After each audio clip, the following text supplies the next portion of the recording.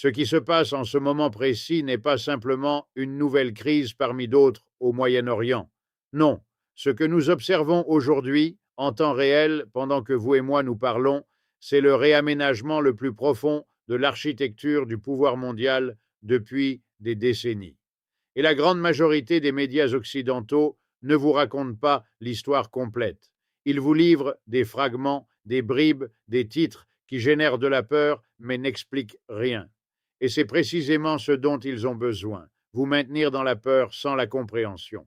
Parce qu'un citoyen qui ne comprend pas ce qui se passe est un citoyen qui ne peut pas questionner, qui ne peut pas exiger, qui se contente d'obéir. Alors permettez-moi aujourd'hui de briser cette dynamique. Permettez-moi de vous parler avec clarté et honnêteté de ce que signifie réellement le fait que le système russe S-500 soit désormais au cœur des discussions dans les couloirs de l'OTAN, de ce qui se passe véritablement entre la Russie et l'Iran, de la raison pour laquelle les États-Unis sont en guerre dans le Golfe Persique pendant que l'Alliance atlantique traverse sa pire crise interne en 70 ans d'existence, et de la façon dont tout cela est connecté à quelque chose de bien plus fondamental que des missiles et des drones, quelque chose qui touche à qui contrôle le monde, qui profite de la guerre et qui en paie le prix. Commençons par les fondamentaux, parce qu'il est essentiel de comprendre le contexte avant d'analyser le moindre système d'armes. L'Iran et les États-Unis sont en guerre ouverte depuis le 28 février 2026. Une guerre ouverte. Voilà ce qu'il faut comprendre en premier lieu. Pas une tension, pas une escarmouche, pas une crise diplomatique. Une guerre réelle, avec de vraies bombes tombant sur Téhéran, avec des missiles iraniens traversant l'espace aérien de pays voisins, avec le détroit d'Ormuz pratiquement bloqué et avec des conséquences économiques qui se font déjà sentir dans chaque station-service, dans chaque supermarché, dans chaque famille ouvrière de ce pays. Cette guerre n'est pas née du jour au lendemain.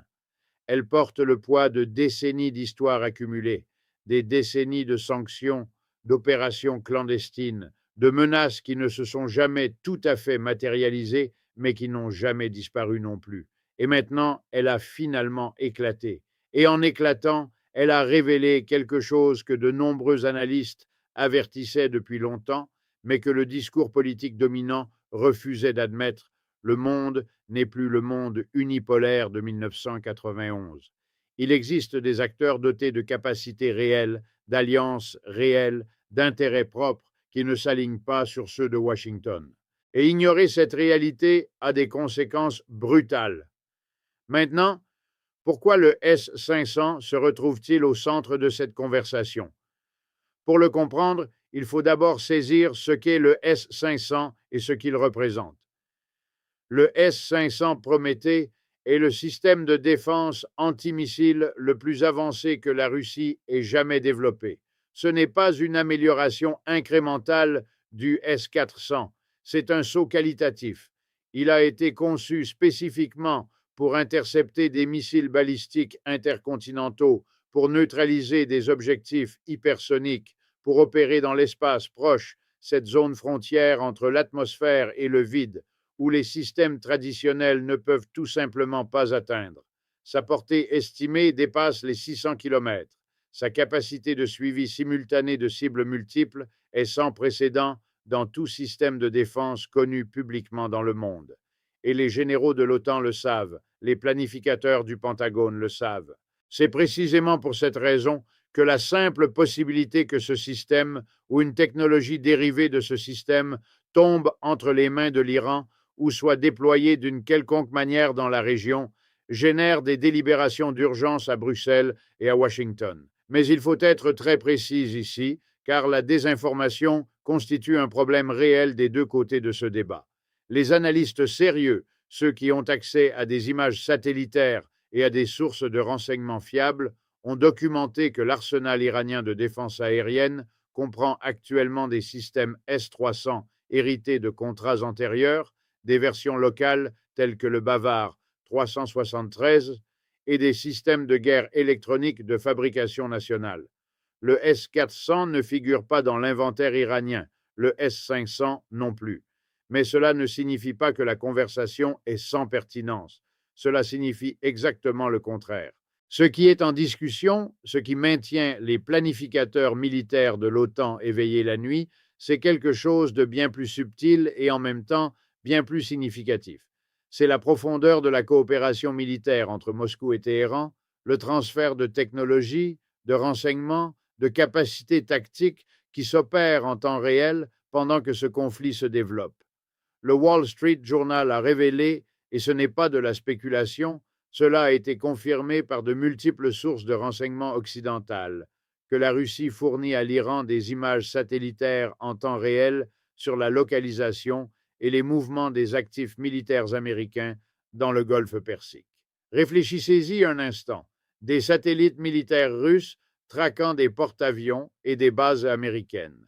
Ce renseignement est transmis aux forces armées iraniennes, ce qui permet aux attaques de drones Shahed et aux frappes de missiles d'être plus précises, plus difficiles à intercepter, plus létales. Et au-delà des images satellitaires, la Russie a transféré des composants améliorés des drones Shahed eux-mêmes, meilleure navigation, meilleure résistance à la guerre électronique, meilleure capacité nocturne. Tout cela représente des connaissances acquises en Ukraine. Plus de 57 000 drones Shahed ont été lancés sur des villes ukrainiennes depuis le début de l'invasion à grande échelle. Chacun de ces lancements fut une leçon. Et maintenant, ces leçons s'appliquent dans le golfe Persique contre des cibles américaines et saoudiennes. Pourquoi la Russie fait-elle cela? Voilà la vraie question, celle qui va au-delà du titre d'aujourd'hui. Et la réponse comporte plusieurs couches. La première couche est la plus évidente. La Russie dispose d'un traité de partenariat stratégique global signé avec l'Iran en janvier 2025. Ce traité couvre la coopération en matière d'économie, d'énergie, de cybersécurité, de technologie, de science et de défense. Il n'établit pas une alliance militaire formelle. Il ne contient pas de clause de défense mutuelle comparable à l'article 5 de l'OTAN, mais il établit un cadre de coordination qui va bien au-delà de ce qui existait auparavant.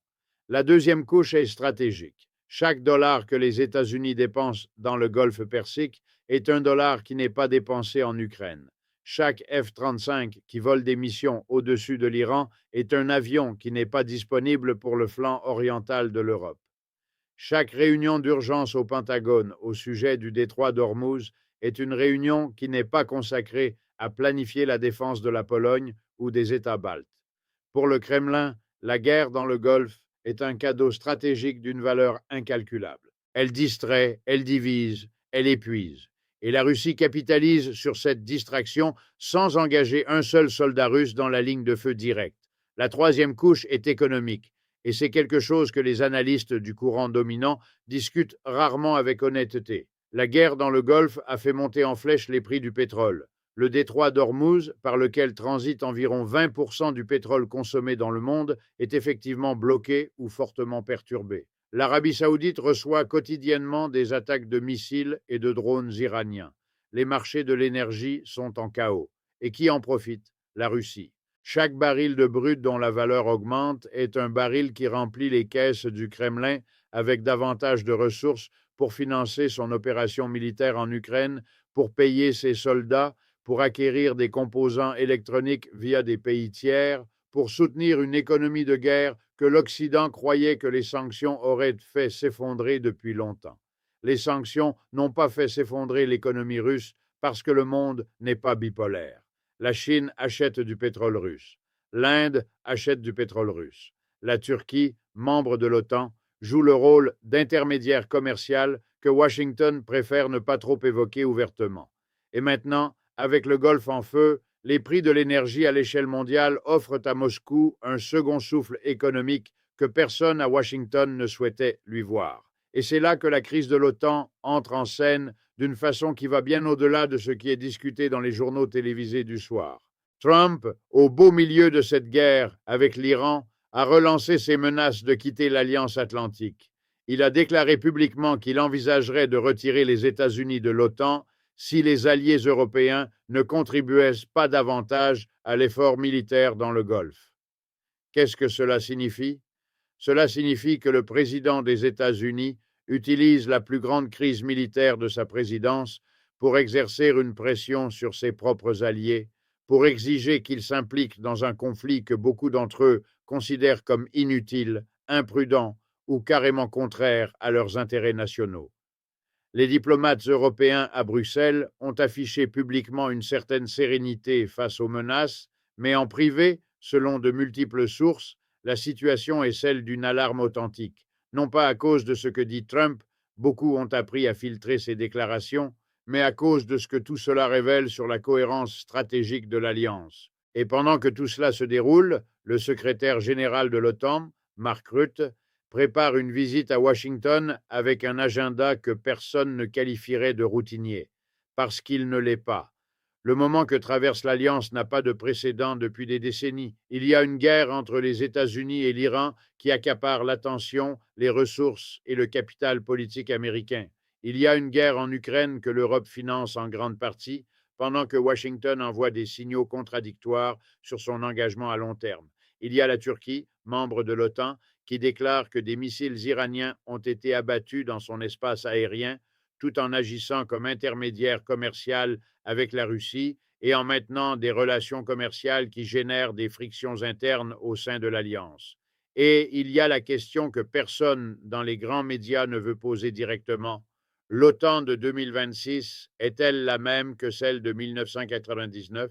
Ou est-ce une institution que l'on tire jusqu'à un point où ses contradictions internes menacent sa propre cohérence fonctionnelle?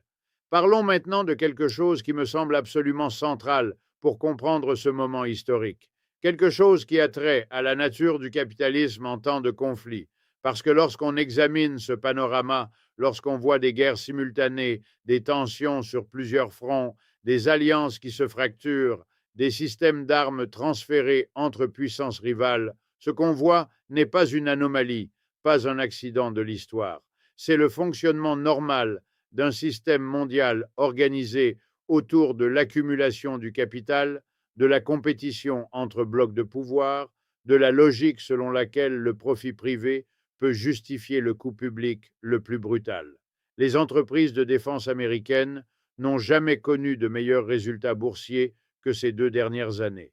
Les compagnies énergétiques enregistrent des bénéfices records pendant que des familles du monde entier ne peuvent pas payer leur chauffage ou faire le plein de leur voiture. Les banques qui financent la dette de guerre perçoivent des intérêts garantis par des gouvernements qui réduisent ensuite les programmes sociaux pour rembourser cette dette. C'est le système. Ce n'est pas une erreur du système. C'est le système fonctionnant exactement comme il a été conçu pour fonctionner. Et du côté iranien, il y a quelque chose que les médias occidentaux sous-estiment systématiquement, la capacité de résistance iranienne. L'Iran n'est pas la Libye, ce n'est pas l'Irak de 2003. C'est un pays de 90 millions d'habitants, avec une industrie militaire propre développée au fil de décennies de sanctions et d'isolement, précisément parce qu'il savait qu'un jour il devrait compter sur lui-même. Le Bavard 373, développé comme réponse nationale au S-300, en est un exemple. Les drones Shahed, initialement iraniens, aujourd'hui utilisés par la Russie en Ukraine et revenus sous forme améliorée, en sont un autre.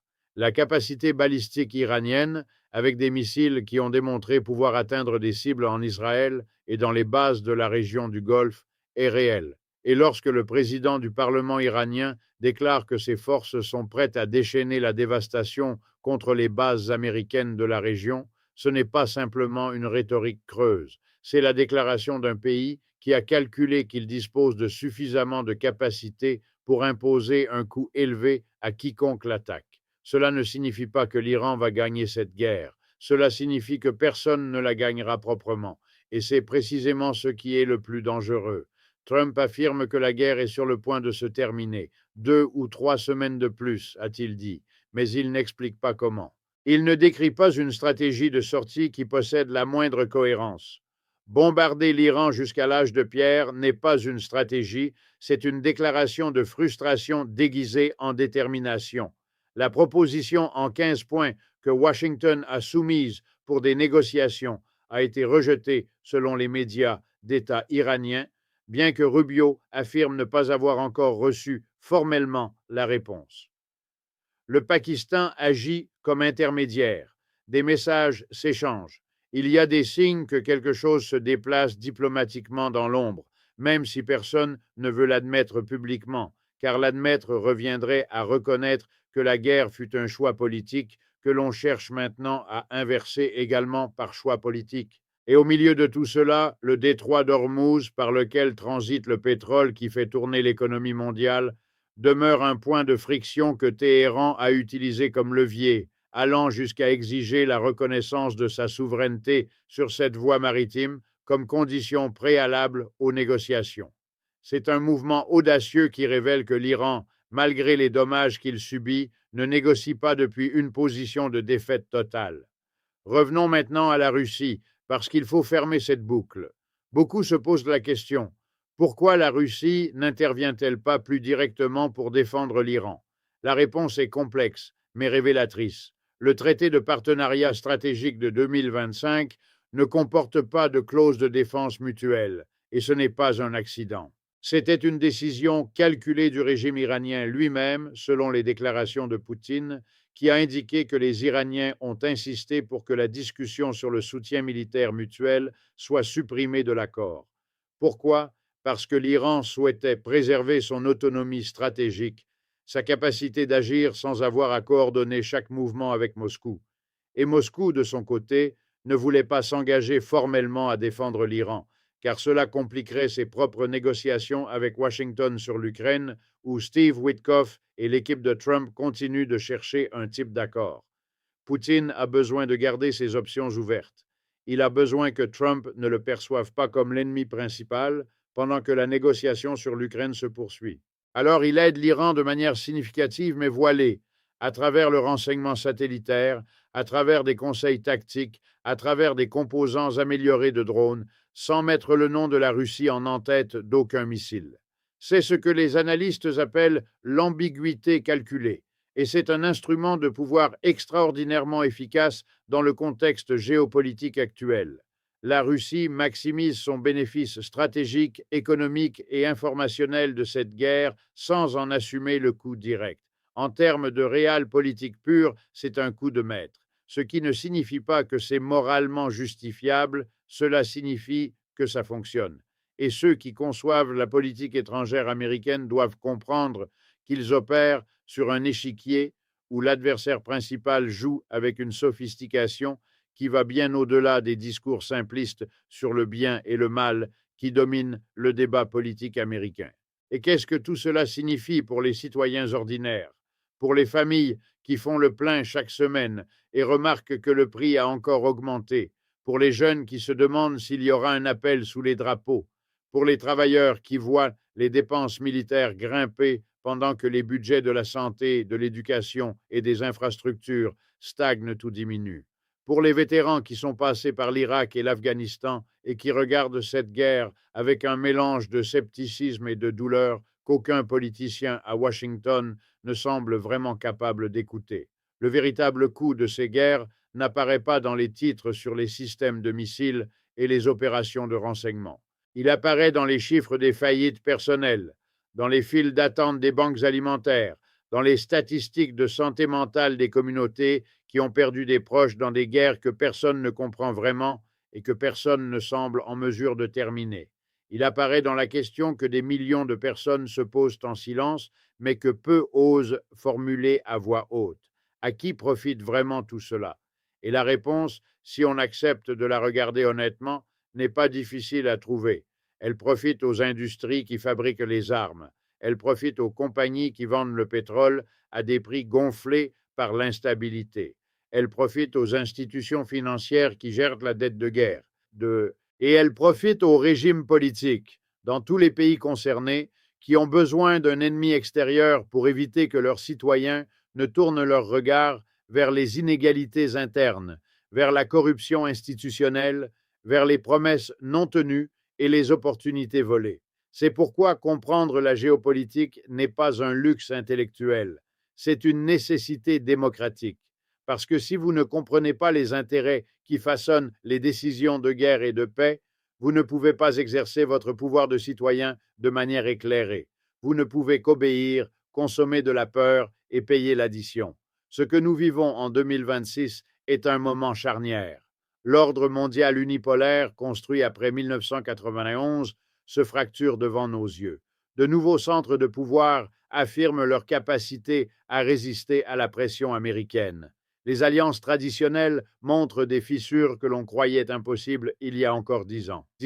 Et au milieu de tout cela, des millions de personnes ordinaires, de Téhéran à Washington, de Kiev à Riyad, paient le prix d'une compétition de pouvoir dont ils n'ont jamais choisi de faire partie. Il n'existe pas de réponse simple à tout cela, mais il existe une première étape indispensable: comprendre, vraiment comprendre, pas les titres, pas les slogans, pas les caricatures de l'ennemi que les gouvernements et les médias nous vendent. Comprendre les structures profondes, les intérêts économiques, les dynamiques de pouvoir, les contradictions internes des systèmes qui organisent notre monde. C'est ce que nous essayons de faire ici, ensemble, semaine après semaine, avec la conviction que la clarté intellectuelle est le premier acte de résistance. Je suis Richard Wolff, et nous nous retrouvons à la prochaine analyse.